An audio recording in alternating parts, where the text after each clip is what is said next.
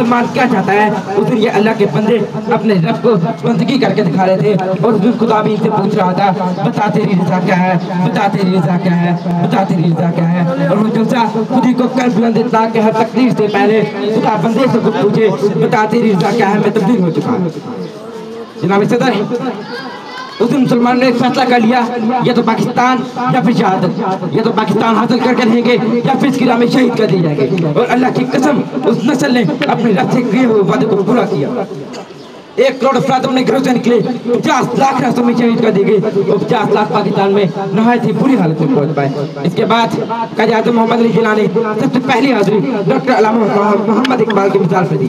اور فرماتے ہیں ہم نے وہی تک کچھ کیا جس کا حکم ہمیں اقبال نے دیا تھا۔ اقبال کے شہید ایک بات یاد رکھنا کہ جب اللہ کسی قوم پر احسان کرتا ہے تو ان کو اقبال تحفے میں دے دیتا ہے، اور جب اللہ کسی قوم کو عذاب میں مبتلا کرنا چاہتا ہے تو اسے اقبال جیسا تحفہ چھین لیا جاتا ہے۔ دوستو، پاکستان بننے سے پہلے علامہ اقبال کا انتقال کیوں ہوا؟ عالم اسلام کے دشمن کہتے ہیں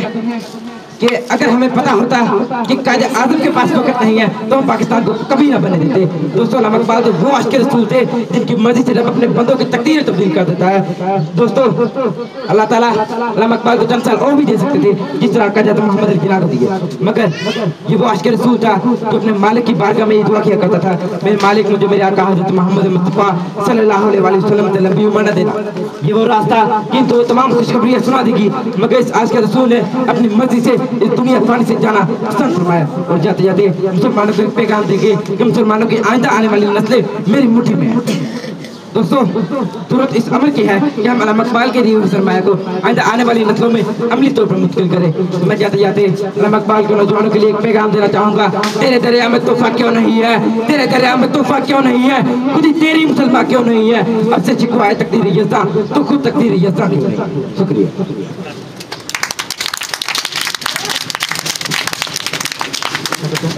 اس طریقے سے آپ نے جو چیز کرنی ہے، ٹھیک ہے، یہ آپ کے سامنے تھوڑے مارچ اور بھی بچے آئیں گے آپ کے سامنے اسپیچ بھی کریں گے انشاءاللہ۔ آپ جتنی جلدی ہو سکتا ہے، میں نے بہت سی اسپیچ آپ دے دیں گے، ابھی تو ایک اسپیچ آپ کو دی ہے، چند الفاظ ہیں، آپ سے یہ بھی یاد نہیں ہو رہے،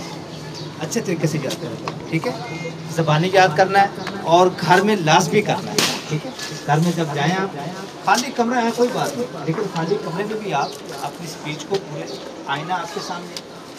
ہے نا، گھر میں بڑا بڑا آئینہ جو ہے میک اپ آئینہ جس کو بولتے ہیں، اس کے سامنے کھڑے ہو جائیں، اس کے سامنے کھڑے ہو کر آپ اسپیچ شروع کریں، اس میں آپ کے سٹائل بنتے ہیں، آپ کو خود دیکھیں، ٹھیک ہے۔ تو یہ بھی آپ کے جو ویڈیوز بنائیں گے انشاءاللہ وہ بھی آپ کو یوٹیوب پہ ڈال دوں گا، ٹھیک ہے۔ وہاں سے بھی آپ اور بھی کافی سارا مواد ہمارا پڑا ہے، وہاں سے بچوں کو چھوٹے چھوٹے بچے ہیں جو اسپیچ کرتے ہیں، آپ ان کو دیکھیں، ٹھیک ہے۔ تو اپنے آپ کو درست، انسان اپنی غلطیاں خود نکالتے ہیں۔ جب آپ آئینے کے سامنے اسپیچ کریں گے، کھڑے ہوں گے، تو آپ کو اپنی غلطیاں جو ہے ان کا احساس بھی ہوگا، اپنے اشاروں کا احساس ہوگا کہ ہم نے کس طرف اشارہ کرنا ہے، کیونکہ اگر ہم نے کسی سے بات کرنی ہے تو کیسے کریں گے؟ جیسے ہم آپس میں لڑتے ہیں، وہاں گھر کی بات ہے، کہ اتنی بڑی بات نہیں کہ تم نے ایسا کیا، تم نے ایسا کیا، ایسے کرتے ہیں تم نے